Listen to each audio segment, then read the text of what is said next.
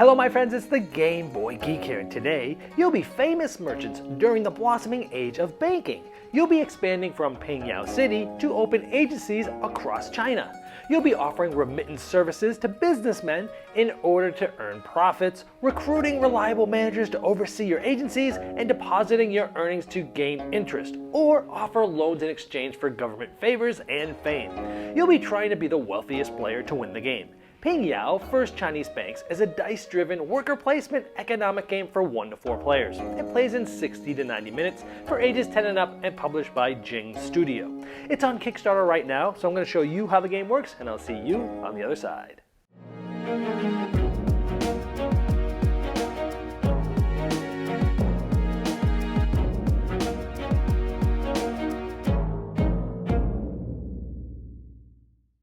This is a Kickstarter preview, so all the art and components you see here are not final. You're going to want to check the Kickstarter link in the description of this video to see all the final art and components. For example, the boards and cards in this version of the game does not have any English on them, so check again the Kickstarter page to see all the final art and components. So here we have the main board set up for a 4-player game in this dice-driven game. Now the game is played over 8 rounds, tracked here, and each of these rounds correspond with a month in real time of the banking. And at the end you're trying to be the wealthiest player, which essentially is points. There's multiple ways to get points, so I'll talk about those as we come up to them.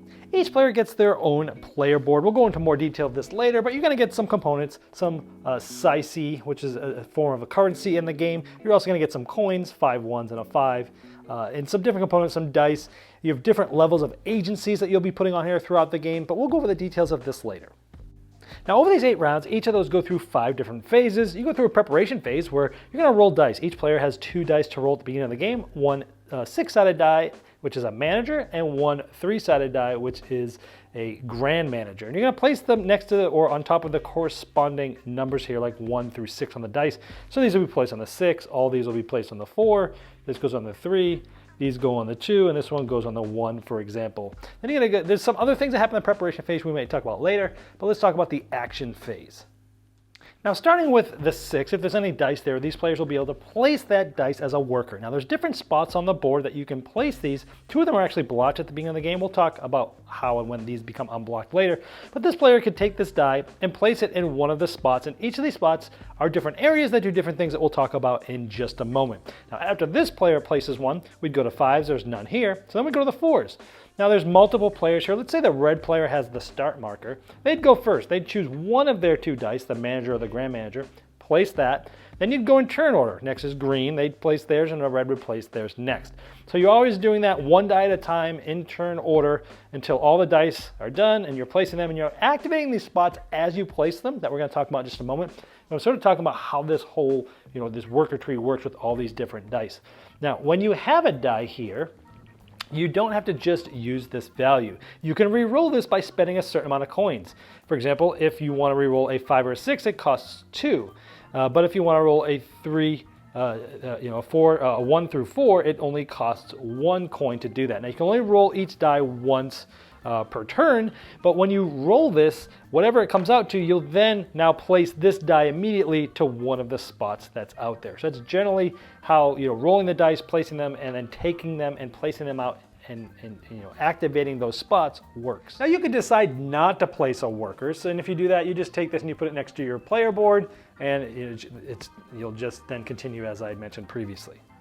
Now that's actually one way to make money in the game. You wouldn't want to do this often, but let's say I had a red 6, I didn't want to use it, I placed it here. If you have less than 5 coins, you actually gain 3 coins. So let's talk about some of the spots you can place your dice. Let's just assume I had a red 6 to place and I wanted to place it here. This is the security escort service space. Now if I'm the first die here, I just place it here. Now depending on the die I place here, I'm going to get a specific action. If I have a 5 or a 6, I can add a level 1 agency to my board. If a dice was 3 or 4, is level 1 or 2. Or if it's a 1 or 2 on the die, I could do a level 1, 2, or 3 agency. So if you're the first die there, you could just take the action that this specific die says. In this case, it's a level 1 agency. Now on your player board, your level 1 agencies are here, level 2, and level 3. So for doing this, I'm doing a level 1. I would spend 6 coins, and then I would place 1 Saici from my headquarters to that agency. Now what we do is there's a whole stack of these level 1 agencies, and 2 and 3. You essentially take 4 of them, pick one, and put the rest at the bottom. And when I get that, I can put it on either of these open ones here. Now, if I build a level 2 or 3, at the end of the game, these are going to be worth points. 1 point for this level or 2 points for this level. When you build in the first level, you'll actually go up a fame track, which I'll show you in just a bit. But this will give you an ability that you'll be able to activate. I'll talk more about that ability here in just a moment. So now I've spent the 6 coins, and I've spent the 1 Sicey and put it here. And again, these are essentially worth 10 coins, if you will. I'll also talk about what these agencies do for you again a little bit later. Now we're moving up the fame track, you're gonna go this way. When you get to different spots, it's going to give you different abilities that we'll go over later. But if you get all the way to the end, you'll be able to get 1, 2, or 3 points if you make it a certain distance down the fame track. Now, let's say there was another 6 die, it was another player's. This player could not place this here because there's already a 6 on this spot. But let's say nobody else had a 6, and the next you go to the 5s, and let's say only one player, yellow, has 5s. They can place this here. However, if it is less than the number that's right here, they have to pay to the supply an amount of gold in the difference. So 6 minus 5 is 1. This player would have to pay 1 gold to the supply to move this to the rest space, come in here, and take this action. However, if it was a 1, this player would have to pay 5 to the supply to take that action. Let's say they just did that because they had a lot of money. But now let's say another player gets ready to go, they re-roll their die, and they want to place it. Let's say the green player now wants to place a 5. Now this player could not place a 1 or a 6 because it's already here, but they could place a 5. But because it's more than this, they're actually going to gain coins from the supply from the difference. So it's 5 minus 1, so 4. This player is going to gain 4 coins and then take the action that they choose on the 5 here, do an agency of level 1. Now, the difference between the different dice is this is the Grand Manager, and when they place that, you'll either gain 1 more coin or not. You'll pay 1 less. So if we're placing a 4 here, it's 3 more than this. Normally you'd get 3 coins from the supply, but you'll get an additional 1 because you're using the Grand Manager. If this was, let's say this die was not here, this die was here, and you actually had played a 2, well, normally you would have to pay 4 coins to the bank, but because you use the Grand Manager, it's 1 less, so you don't have to pay 3. So that's how the Grand Manager works. And that's how placement works in these different spots, and it's how placement works in all of the spots. Keep in mind, you still can send a die of your same color to a spot as long as you don't break any of those rules, meaning you cannot play a die that has the number of any dice that's here, either here or in here. And that's how placement works in the game. So let's talk about some of these other actions. So let's talk about a different spot. Let's say a player goes here to the Town God's Temple and they play a die. Now, depending on what you place here, if you place a 1 or 2, you can pay 2 coins to go up the fame track that we just showed you 2. If you have a 3 or 4, you just go up that track 1. If you have a 5 or a 6, you pay a coin and go up it 1. And just to remind you that this track helps you get points if you get all the way to the end, and it has abilities that we'll talk about later that you can reach and activate. Now, if you go to the West Avenue spot, this helps you start making money by welcoming remittances. Now, if you go to West Avenue, this is where you can start making money by welcoming remittances. Now, you're going to get a remittance card shown here. That just shows you what it looks like here. And you'll be able to place this either up to 1 month, if you have 5 or 6, up to 2 months here, and up to 3 months here. Let's show you how this works. So in this case, because we played a 4, we can place this up to month 1 or month 2. This just tells us how long in rounds this needs to go until this card needs to be sort of fulfilled. So how this works is we look at the first bank here. This is where the deposit happens. Now I don't have any agency in the yellow regions, but you can always take a Sicey and put it in your headquarters because it's essentially any color. Then what we're going to do is we're going to take one of these remittance tokens and place it here, and we're going to say, where does the withdrawal need to come from? It needs to come from a green region, so we have one here. So we'll place this here. What this is meaning is that we deposited that to here, and then each round this is going to go down. And at the end of the round of when this is, we'll get to that phase in the future, you need to be able to withdraw from this bank or you get a penalty. And so in this case, this is just allowing us to know that this remittance is for this, and we're going to need to withdraw here when this is due. Now, in addition to that, you're going to get 2 coins, and you'd get 2 more if you had placed your remittance token in level 3 agency. You would have gotten a coin, additional coin, if you had placed it in the level 2, and you would have lost a coin if you had placed it in the headquarters there. And of course, then you move up the remittance track here. If you get to certain spots, you'll get an extra coin when you do that. And if you get to here, you'll actually get a certain amount of points extra at the end of the game. Now, if you go to the central bank spot, You'll be receiving or giving a loan, and depending on the number here, you'll either be able to have that loan up to 1, 2, or 3 months. Now, if you want to receive a loan, you would take the 2 slices from down here and put them into your headquarters. And in that case, you would take your little meeple here and you put it on the month, how many months are left. So we had the 4 on the die that allows us to do at 1 or 2 months. That's how long the loan is going to be for. So we select 2. However, if this is how it was, you could give a loan instead of receiving a loan. In this case, you would take 2 from your headquarters and place it in the month as well. Now, again, at the end of each round, these are going to move down each month, just like the remittance. And I'll show you what happens at the end of the rounds when you have given or taken a loan, respectively. Now let's assume all the workers have been placed. It's the end of the action phase, and we go to the income phase. Now, first what we'll do is we'll look at our agencies. And each of these, for up to 2 slices, you can get a certain amount of coins. So you'll get 2 coins per slice. So here we'll get 4 coins for that one, and we'll get 2 coins for that one. You can do it up to 2 slices, and that changes at the level as you go down. Like this one, you get 3 coins for agency in this row, and 4 coins for each slice in the, any level there. Now in the give loans section, assuming you have loans here that you've given, you'll get a certain amount of coins depending on how far you are on the fame track. And that's the track that's down here that has that same icon on it. So for example, we were on 1, so we would just get 2 coins per slice. So we'd get 4 coins there. Essentially, it's like interest being paid to you. And you'd get 3 or 5 if you were at 4 or 10, at least on the fame track. Now instead, if you had taken loans and you had a meeple in one of these spots still, you would have to just give 2 coins away to the supply.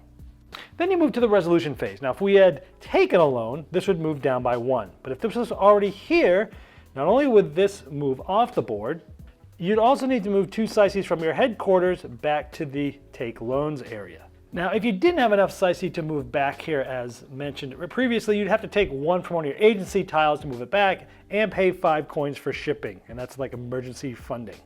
If you had them in the give loans area, they'd move down by 1. If they were already here when you got to this phase, they then would move back into your headquarters.